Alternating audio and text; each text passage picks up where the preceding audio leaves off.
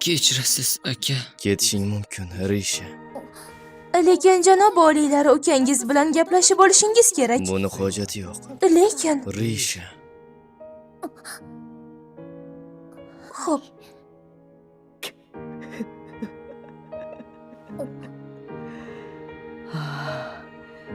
Haqiqatdan ham o'ylaganimdek bo'ldi. Opaginam. Yana bir bor kechirasiz, aka. Boshqa sizning keliningizga yomon gaplar aytmayman. Yana bir bor xayrli tun. Sizni yana yaqindan ko'rganimdan xursandman.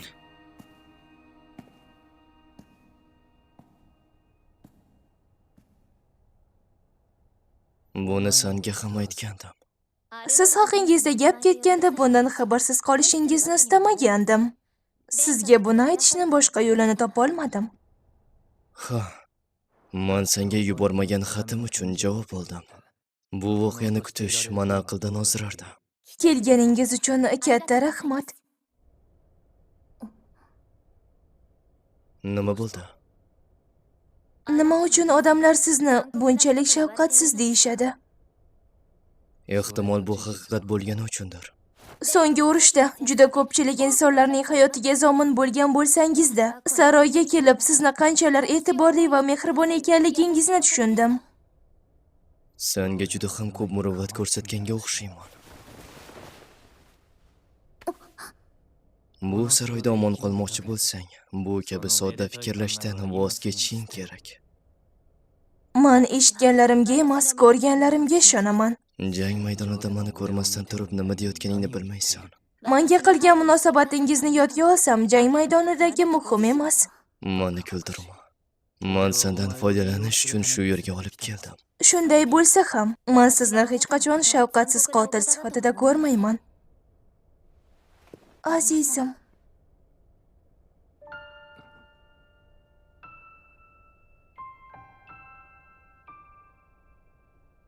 Bu yana nimasi? Qanday qarorlarni o'zingga berkitgansan? Qarorlar nima?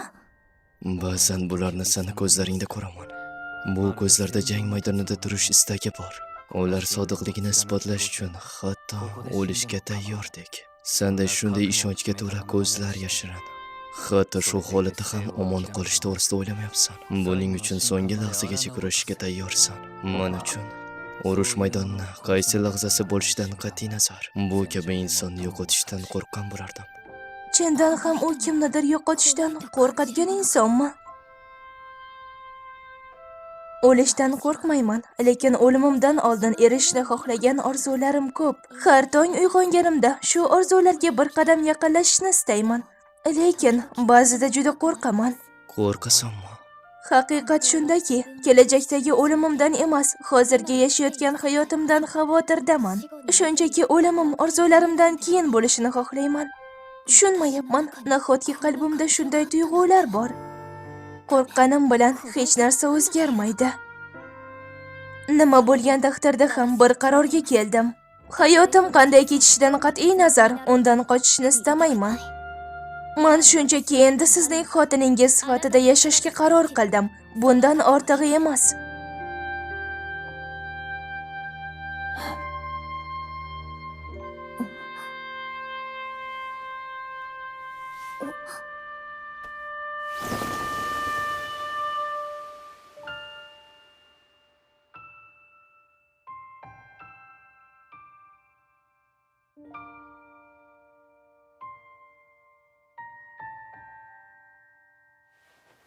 Sen ahmoqsan.